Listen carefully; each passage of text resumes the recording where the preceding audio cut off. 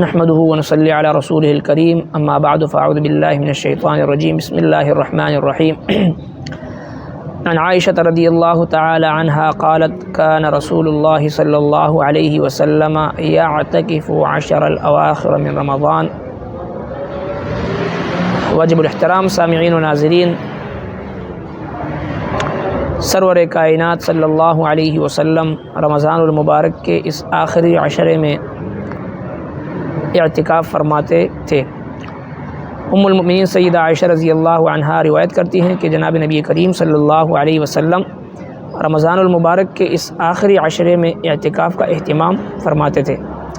اعتکاف ایک ایسی عبادت ہے کہ اس کے ذریعے سے ایک مسلمان چند راتوں میں ہی کئی سالوں کا اجر و ثواب وہ کما سکتا ہے، کیونکہ انہی راتوں میں وہ رات بھی ہے جس کے بارے میں رب کائنات فرماتے ہیں لیلۃ القدر خیر من الف شہر، یعنی قدر کی رات وہ 1000 مہینوں سے افضل اور بہتر ہے، اور اللہ تبارک و تعالی معتکف کو وہ رات بھی نصیب فرماتے ہیں۔ لہٰذا کوشش کریں مرد مساجد میں اور خواتین گھروں میں اعتکاف کا اہتمام کریں، اور اعتکاف وہ عظیم عبادت ہے کہ ایک بندہ دنیا و ما فیہا سے تعلق ترک کر کے رب کائنات کو راضی کرنے کے لیے مسجد کے ایک کونے میں جا کر، خواتین گھروں کے ایک کونے میں جا کر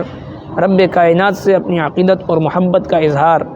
کرنے کے لیے اور رب کائنات سے اپنے گناہوں کو بخشوانے اور معاف کرانے کے لیے چند دنوں کے لیے تمام دنیا و ما فیہا سے تعلق ترک کر کے ایک کونے میں جا کے بیٹھ جاتے ہیں، تو یہ بندہ اور اللہ کے درمیان ایک خصوصی تعلق اور خصوصی ربط اور محبت بڑھانے کا ذریعہ ہے۔ لہٰذا کوشش کریں کہ اس مبارک عشرے میں ہم اعتکاف کا اہتمام کریں جتنا ہو سکے۔ اللہ تبارک و تعالی ہمیں عمل کرنے کی توفیق عطا فرمائے۔ وما علینا الا البلاغ۔